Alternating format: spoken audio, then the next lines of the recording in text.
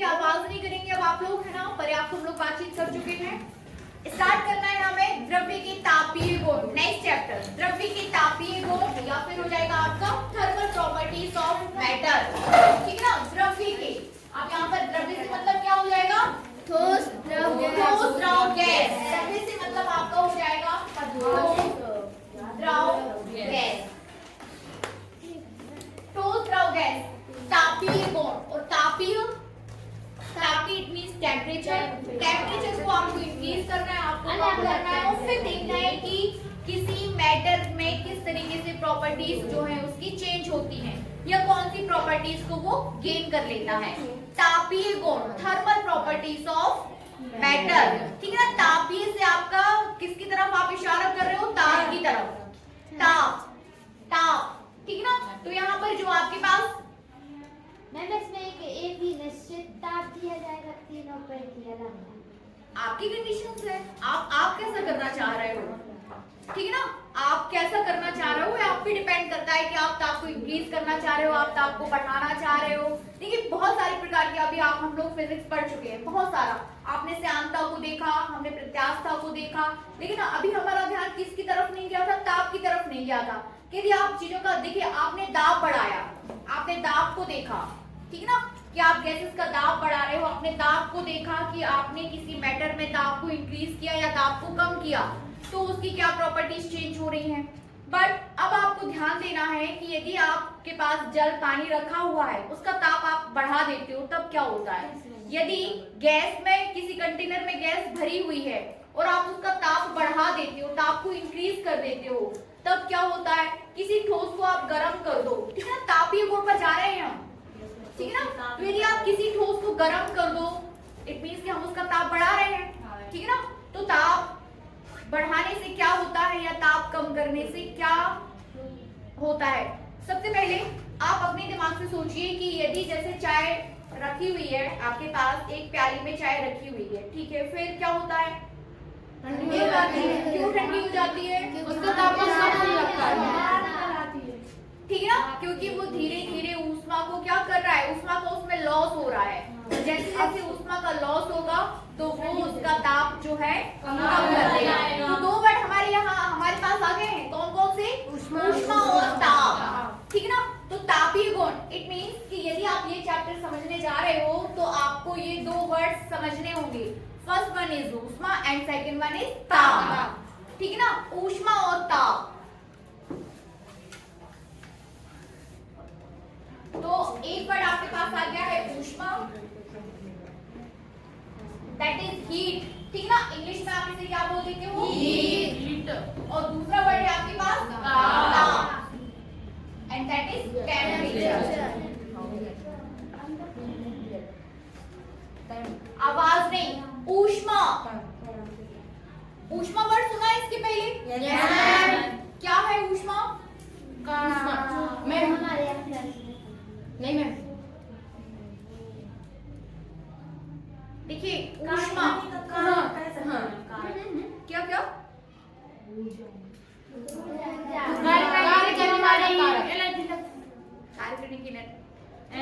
कुछ मत बोलिए आप लोग, मेरी बात को ध्यान से सुनिए। गर्माहट महसूस करना, देखिए ऊष्मा और ऊर्जा का एक रूप है। ऊष्मा एंड ऊर्जा दोनों क्या है? एनर्जी है। ऊष्मा जो है ऊर्जा का एक रूप है, मतलब आप ऊष्मा को ऊर्जा बोल सकते हो। क्या बोल सकते हो? ऊष्मा को ऊर्जा, मतलब ऊष्मा ही ऊर्जा है, ठीक है ना। ऊष्मा ऊर्जा का एक रूप है। देखिए अब ये किस प्रकार की ऊर्जा? जो गर्माहट महसूस कराए।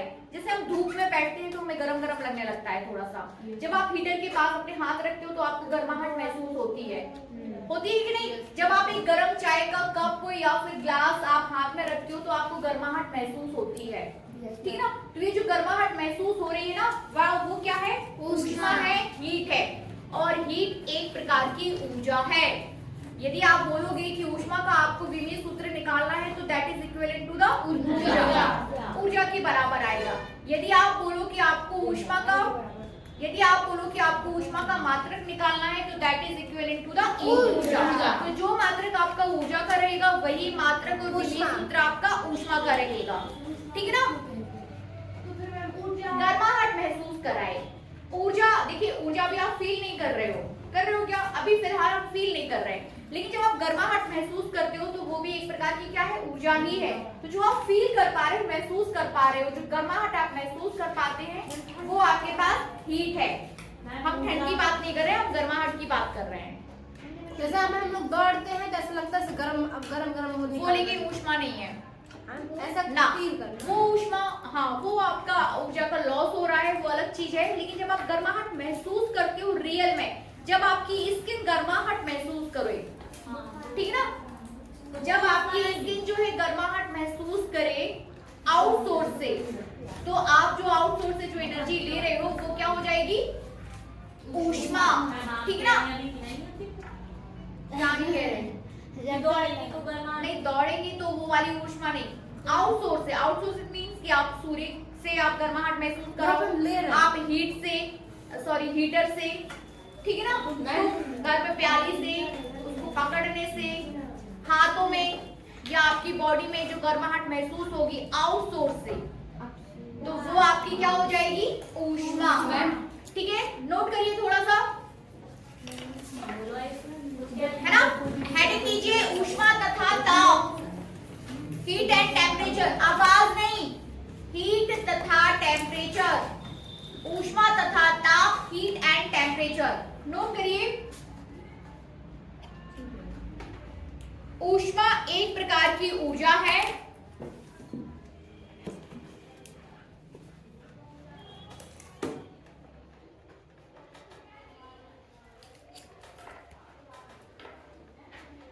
ऊष्मा एक प्रकार की ऊर्जा है जो जिसके किसी वस्तु में होने से, जिसके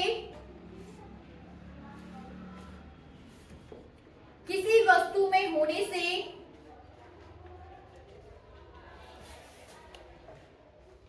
वह वस्तु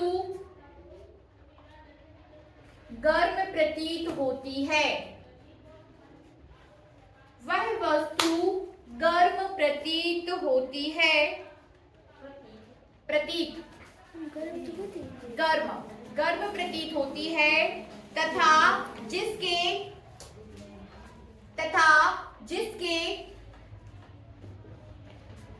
वस्तु से निकल जाने पर, तथा जिसके वस्तु से निकल जाने पर वह वस्तु ठंडी प्रतीत होती है, ठीक है ना, ठंडी प्रतीत होती है। ये आपने किसमें लिखा, ऊष्मा में, गर्माहट महसूस होना और निकल जाने से ठंडी महसूस होना, इट मींस। हाँ बोलिए। मैम हम ये पूछ रहे थे, जब हम दौड़ते हैं तो ऊष्मा में निकलती है, तो फिर हम गर्म क्यों होते हैं, कुछ फिजिकली कैसा, जब आप दौड़ते हैं, हाँ ऊष्मा आपने निकल जब जाती है, लॉस हो रहा होता है उसको आप फील कर रहे होते हो वहां पे। हाँ मैम ठंडी क्यों नहीं होती, गर्माहट क्यों लगती है? आप देखिए, पहले तो जब निकलेगी तब तो आपको गर्माहट लगेगी, फिर जब आप बैठ जाओगे ना, शांत बैठ जाते हो तो आपको थोड़ा सा वीक भी फील होता है, ठीक है ना। और ठंडा और गर्म आपकी दौड़ने वाली बात नहीं है, यहाँ पर हम ऊष्मा की बात कर रहे हैं, ऊष्मा जो आपको गर्माहट दे। हम चाय की प्याली की ऊष्मा की बात कर रहे हैं। हम आपने जो शरीर में जैसे आपने तापा, आप गर्माहट महसूस करते हो, ठीक है ना, लेकिन थोड़ी देर बाद जब आप उससे दूर हो जाते हो तो आप ठंडक महसूस करते हो, ठीक है ना, मतलब उतनी ऊष्मा आपने गेन कर ली अपने अंदर, ठीक है, उससे आप हट गए, हीटर के पास से आप हट गए ना। उसके बाद फिर जब आप आराम से बैठ जाओगे तो धीरे धीरे ऊष्मा का लॉस होगा, तो वो जो लॉस होगा तो आपको कैसा ठंडक प्रतीत होगा। हम उस वाली ऊष्मा की बात कर रहे हैं। हम दौड़ने वाली जो आप दौड़ रहे हो वो ऊष्मा नहीं है, वो ऊर्जा वो अलग दूसरी ऊर्जा है, ठीक है ना। काइनेटिक एनर्जी को आपने लॉस किया तब आप थोड़ा सा वीक फील करते हो। हाँ गर्माहट, आप बहुत गर्म फील नहीं करते हो वहां पे, करते हो क्या आप बहुत दौड़ के आ रहे हो तो आप बड़े गरम हो गए ना, वो नहीं। हम कोयला को आपने गर्म किया, वो जो हीट सी निकल रही है, हम उस ऊष्मा की बात कर रहे हैं। आपसे बार बार बोला जा रहा है कि गरम गरम गरम, गरम मतलब गरम, गर्माहट, ठीक है ना। ये दौड़ने से आप उतनी गर्माहट महसूस नहीं करते हो, ठीक है ना। Is that clear? तो ऊष्मा और ऊर्जा को थोड़ा सा अलग अलग करिए। गर्माहट के कारण जो किसी बर्तन में ऊष्मा का सुचालक है तो उसका मतलब ये है कि उसको हीट देने पर वो एक स्थान से दूसरे स्थान तक हीट पहुंच जाती है। ठीक है ना। ऊष्मा का सुचालक होने का मतलब ये है कि उस बर्तन से ऊष्मा आप पास कर सकते हो। जैसे मैंने इसको लिया, इसको गर्म कर दिया और इसके सामने मैंने दूसरी चीज को लिया, अब मैंने इसको जिससे गर्म कर रहे थे हीटर वो तो हटा दिया, ठीक है ना, लेकिन इसमें से ऊष्मा इसमें पहुंच गई तो आप बोलते हो कि ये डस्टर ऊष्मा का सुचालक है। ठीक है ना, वो अलग वर्ड है, अलग सेंटेंस है। Is that clear? अब थोड़ा सा नोट करिए इसमें ताप में, ताप में नोट करिए। किसी वस्तु का ताप, किसी वस्तु का ताप वह भौतिक राशि है, किसी वस्तु का ताप वह भौतिक राशि है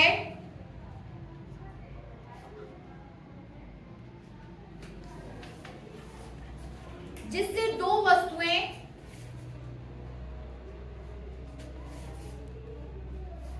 जिससे दो वस्तुएं संपर्क में रखने पर, संपर्क में रखने पर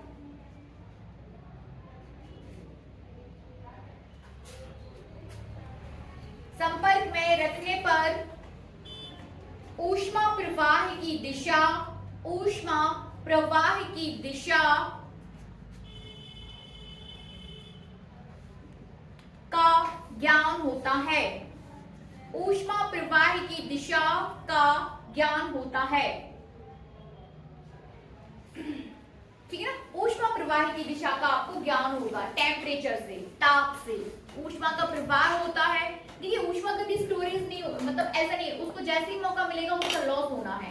आपने चाय की प्याली को रखा, आपने रख दिया, लेकिन चाय की प्याली जो है धीरे धीरे क्या होती है, ठंडी हो जाती है। ठंडी होना इट मींस ऊष्मा का लॉस होना। अब कितना ऊष्मा का लॉस हो गया, इसका ज्ञान आपको किससे मिलेगा, टेम्परेचर से, कि पहले 45 था अब 30 हो गया, रूम टेम्परेचर पर आ गया। ठीक है ना, तो 45 और 30 क्या दिखा रहे हैं आपको, ऊष्मा का लॉस, ऊष्मा का प्रवाह।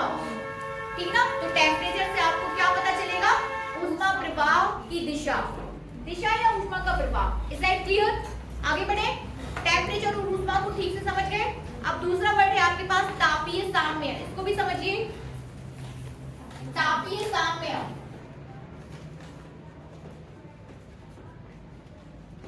Thermal equilibrium.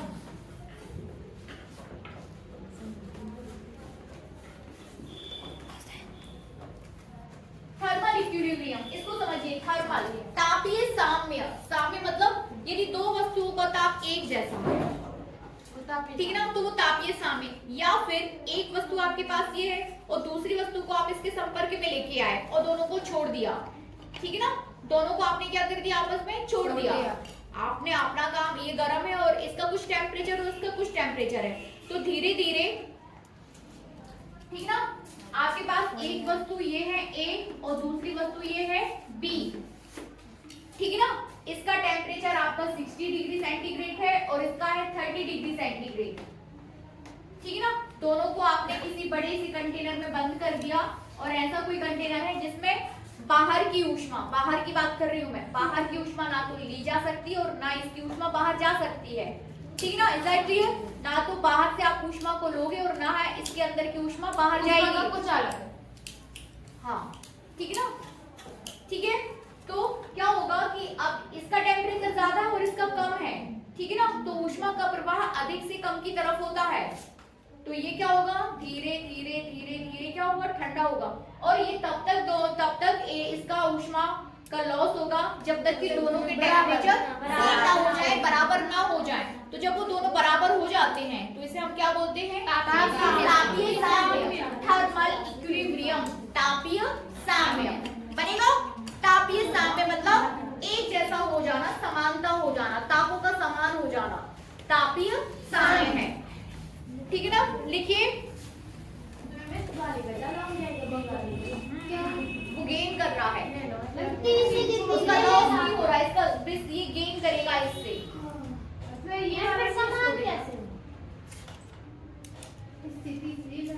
इसकी बात करते हैं आप लोग। तो तीसरे में से जा लिया। उसमें पढ़ी केमिस्ट्री में उसको मतलब तो ये होता है कि एक दोनों क्रिया एक साथ चलती रहती है दोनों, मतलब ये इसको भी हाँ तो ये नहीं सुना था कि चलती तब तक है जब तक दोनों समान ना हो जाए। समान ठीक है ना, तीसरे में चले गए, तीसरे में वो 7 हो गए। चलिए 15 देंगे उसको। आवाज नहीं। नेक्स्ट टॉपिक लिखिए, इसको लिखना है। Yes ma'am. बहुत लिखिए।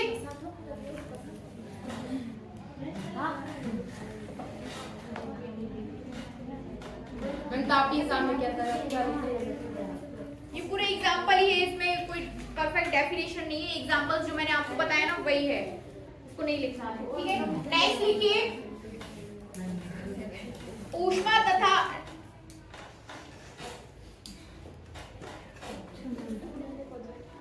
तथा ताप में अंतर। नेक्स्ट हेडिंग दीजिए, ऊष्मा तथा ताप में अंतर।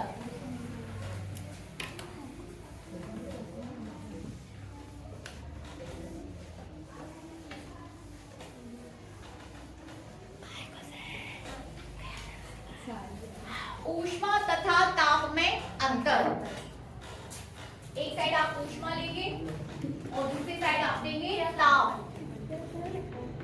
क्या हो गया पारुल, सब ठीक है ना?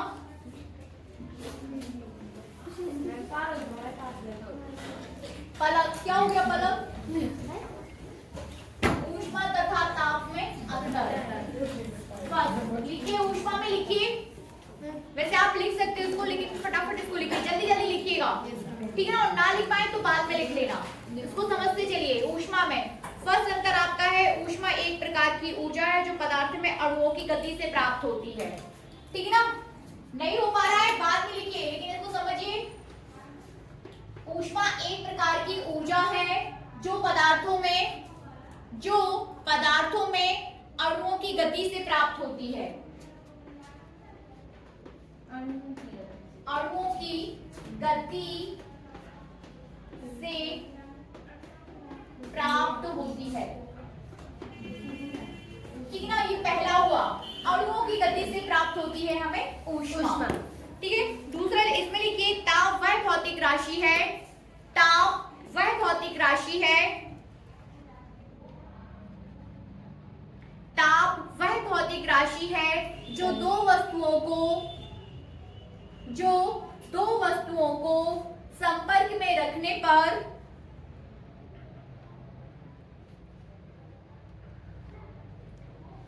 उनमें ऊष्मा प्रवाह की दिशा बताता है।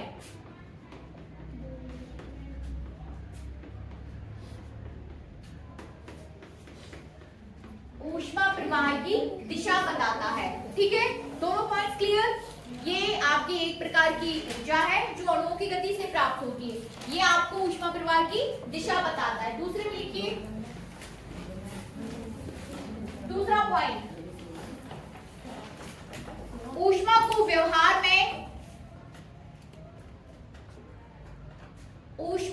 व्यवहार में कैलोरी में नापते हैं। व्यवहार में कैलोरी में नापते हैं तथा इसका एसआई मात्रक जूल है, ठीक है ना? कैलोरी, और जबकि एसआई मात्रक क्या है? जूल है ना? लिखा रहता है ना, जब आप कुछ बिस्किट पैकेट्स खरीदते हैं, हम लोग चाय चिप्स का पैकेट खरीद लो, बिस्किट खरीद लो, आप आइसक्रीम खरीद लो, उसमें कैलोरी में लिखा रहता है दिस कैलोरी, इतनी कैलोरी है, कभी जूल में नहीं लिखा रहता, ठीक है ना? नहीं लिखा रहता जूल में, लेकिन जूल इसका एसआई मात्रक है। जूल क्या है? एसआई मात्रक। लेकिन व्यवहार में किस में नापते हैं आप? कैलोरी, ठीक है ना? आप बोलते भी हो, जैसे आप लोग जिम विम करने जाते हैं, हम लोग को बोला जाता है कि आपने कितना कैलोरी आपने आज बना लिया, कैलोरी में ही नापते हैं आप व्यवहार में, लेकिन एसआई मात्रक आपका क्या है? जूल। चलिए इसमें लिखिए, ताप में, ताप को व्यवहार में डिग्री सेंटीग्रेड, ताप को व्यवहार में डिग्री सेंटीग्रेड में नापते जबकि केल्विन इसका एसआई मात्रक है। केल्विन जो हो जाएगा इसका एसआई मात्रक।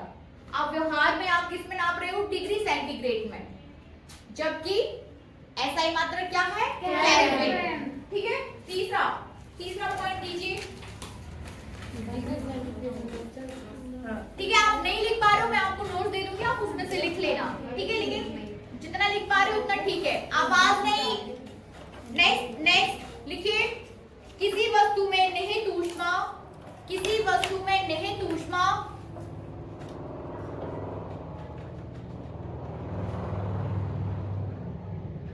उसके ताप, द्रव्यमान तथा प्रकृति पर निर्भर करती है। ठीक है, किसी वस्तु में निहित ऊष्मा उसके ताप, द्रव्यमान तथा प्रकृति पर निर्भर करती है। ठीक है ना? किसी वस्तु में निहित ऊष्मा, किसी भी वस्तु में, इसमें, आप में, हम में, किसी में भी निहित ऊष्मा उसके ताप पर, उसके द्रव्यमान पर और उसकी प्रकृति पर निर्भर करती है। ठीक है ना? द्रव्यमान मतलब जब आप ऊष्मा का इक्वेशंस ड्राइव करेंगे ना, तो आपको m समथिंग मिलेगा वहां पे। m आएगा द्रव्यमान, मतलब जब आप q को ड्राइव करोगे ना, ऊष्मा इज डिनोटेड बाय q। और जब आप q को ड्राइव, डेरिवेशन होता है ना, जैसे e का derivation e equals to mc², द्रव्यमान आ रहा? वैसे q इक्वल्स टू भी समथिंग आपको m del t मिलेगा। तो वहां पर ऊष्मा जो है, आप बोल सकते हो कि ऊष्मा द्रव्यमान पर निर्भर करती है। ठीक है, समझने वाली बात यह है कि ऊष्मा द्रव्यमान पर निर्भर, वस्तु के द्रव्यमान पर निर्भर करती है। देखने में इजी लग रहा है, लेकिन ये बहुत बड़ी कॉन्सेप्ट है एनर्जी और ऊष्मा के लिए, कि ऊष्मा द्रव्यमान पर निर्भर करता है। इस बात को समझिए। ठीक है ना? इसको अपने अंदर लेके आइए कि हाँ, ऊष्मा जो है द्रव्यमान पर निर्भर करती है, कि डिपेंड करेगा कि वस्तु का द्रव्यमान क्या है। आगे, हाँ, उस हिसाब से आगे लिखिए। तीसरे पॉइंट, ताप में किसी वस्तु का ताप, किसी वस्तु का ताप उस वस्तु में निहित ऊष्मा की मात्रा पर निर्भर करता है।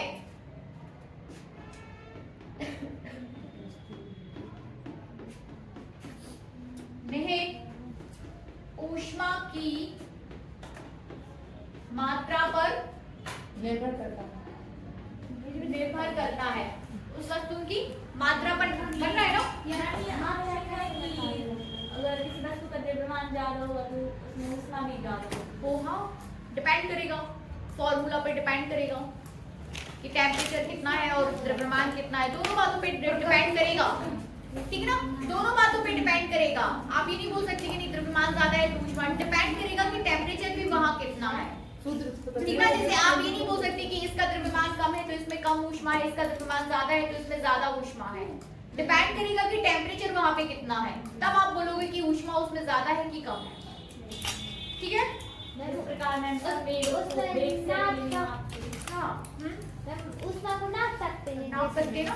कैसे नापेंगे ना? जैसे एनर्जी को आप कैसे नापते हो? फॉर्मूले से नापते हो, वर्क किए गए काम से नापते हो ना, वैसे ही आप ऊष्मा के लिए, आपके लिए अलग एक हम डेरिवेशन करेंगे ना, उससे हम नापेंगे कि उस वस्तु में निहित ऊष्मा कितनी है। ठीक है ना? ये बन तो नहीं रहा? ऊर्जा संरक्षण का इसमें नहीं दो में ऊष्मा संरक्षण है शायद। देखिए, ऊष्मा ऊर्जा का एक प्रकार है। ठीक है ना? ऊष्मा क्या है? ऊर्जा का एक प्रकार है। तो देखिए, हाँ, चलिए इसको कंप्लीट कर लेते हैं। ये हो गया आपका तीसरा पॉइंट और ये इसका भी तीसरा पॉइंट। चौथा पॉइंट दीजिए, चौथा पॉइंट दीजिए दोनों जगह, और ऊष्मा में लिखिए ऊष्मा का मापन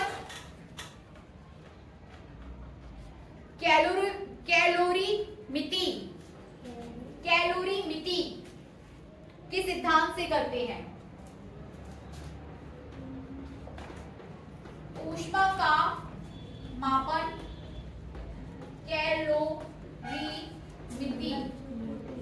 कैलोरीमिति के सिद्धांत कैलोरीमिति क्या है, ठीक है ना। तो कैलोरीमिति सिद्धांत से आप ऊष्मा का मापन कर सकते हो, ठीक ना। ताप में लिखिए,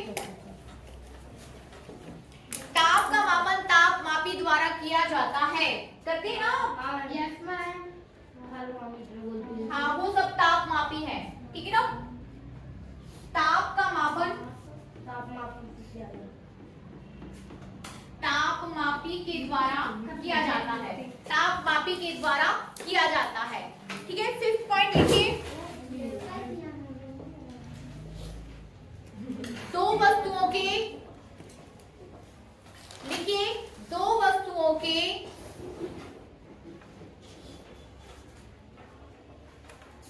ऊष्मा समान होने पर, दो वस्तुओं में कर लीजिए, दो वस्तुओं में ऊष्मा समान होने पर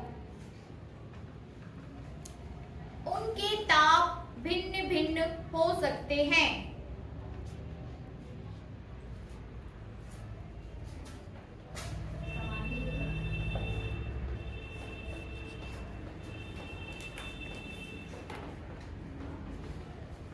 ऊष्मा समान होने पर क्या है, ताप भिन्न भिन्न हो सकते हैं, भिन्न भिन्न हो सकते हैं, ठीक है ना। भिन्न भिन्न हो सकते हैं, इसमें लिखिए, दो वस्तुओं के ताप समान होने पर, दो वस्तुओं के ताप समान होने पर ऊष्मा भिन्न हो सकती है।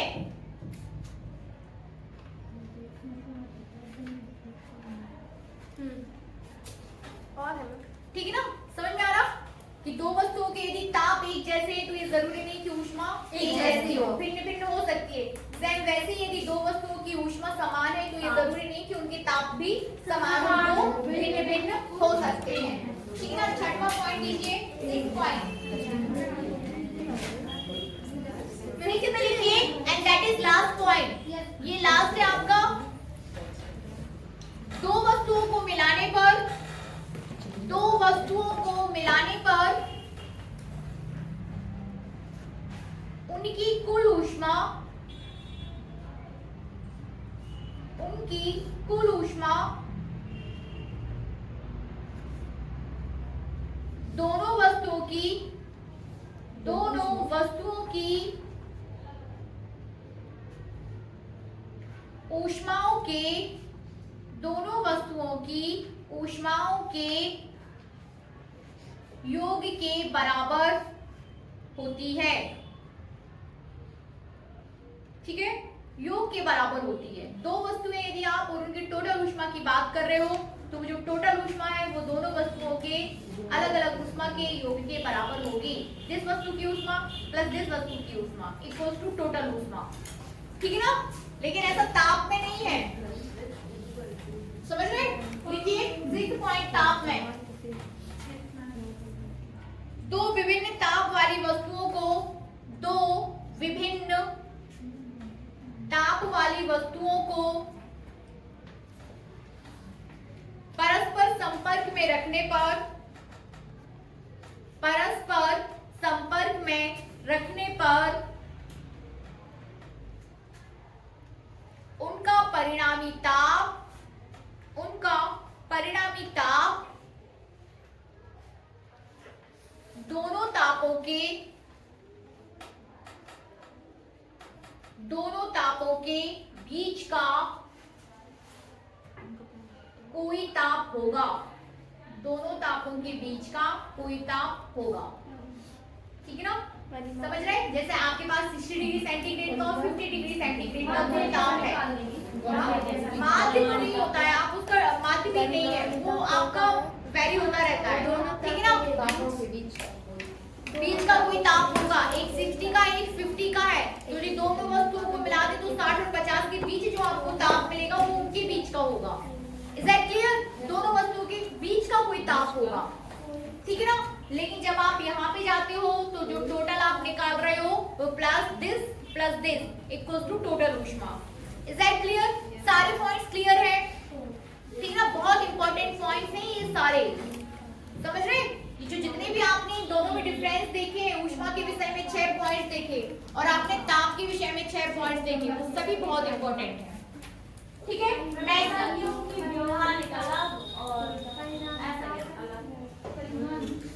नेक्स्ट हेडिंग दीजिए, बाद में करिए, बाद में, ठीक है ना, आपस में बात नहीं करिए, जो भी आपका जो छूट गया है वो आप बाद में करोगे, या तो हमसे ले लो या फिर क्लास के बाद, जो भी आप फ्री टाइम में उसमें सुधारेंगे। बोल रही हूँ ना, हेडिंग दीजिए तापमापन, तापमापन, मेजरमेंट ऑफ टेम्परेचर।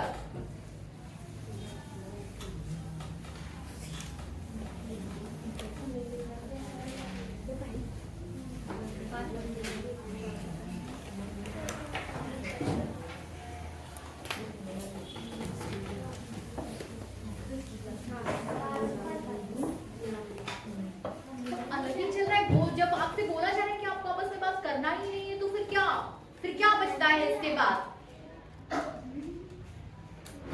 तापमापन, हेडिंग दीजिए।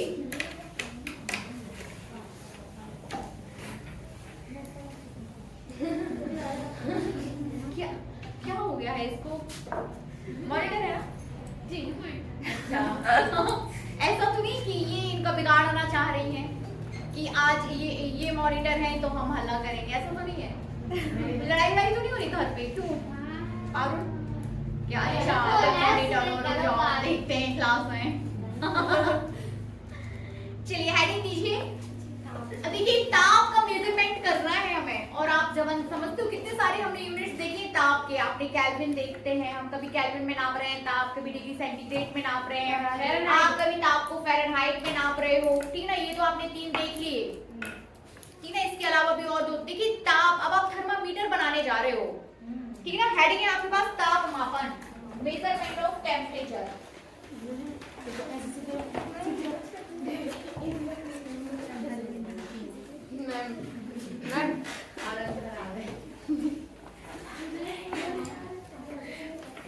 Measurement of temperature.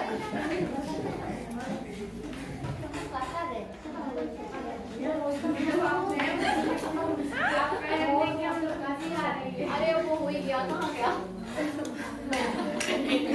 Measurement of temperature, बातचीत नहीं, देखिए शांत रहना भी अपने आप में एक कला है कि नहीं? थोड़ा सा पढ़ लेते हैं ना, हमें ज्यादा टेंशन हो रही है कि 6 तारीख से आपके एग्जाम हैं, आप लोग तो ठीक है। मेजरमेंट ऑफ टेम्परेचर, ताप का मापन।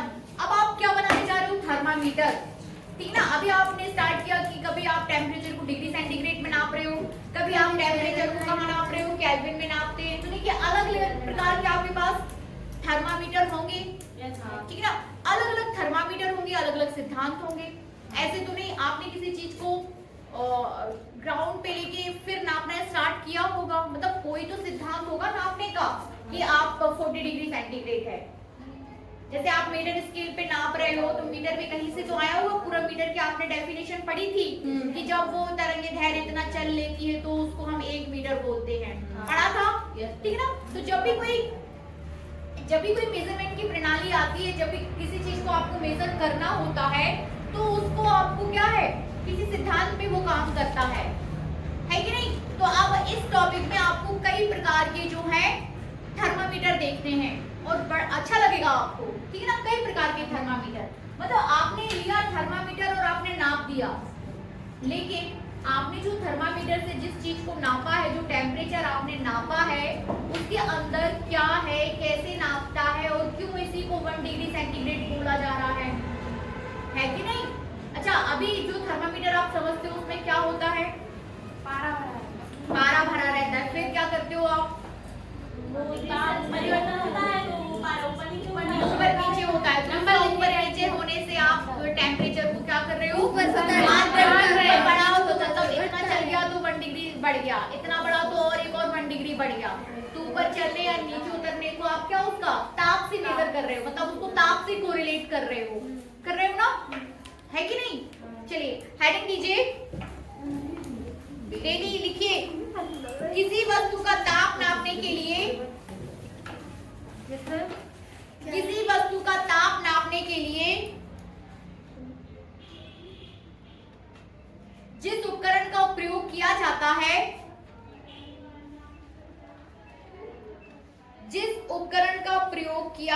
है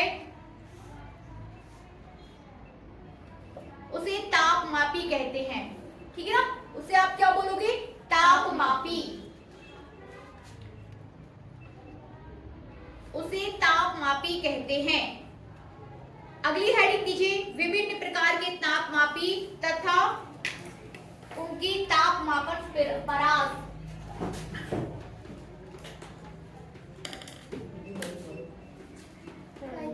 विभिन्न प्रकार के तापमापी तथा उनके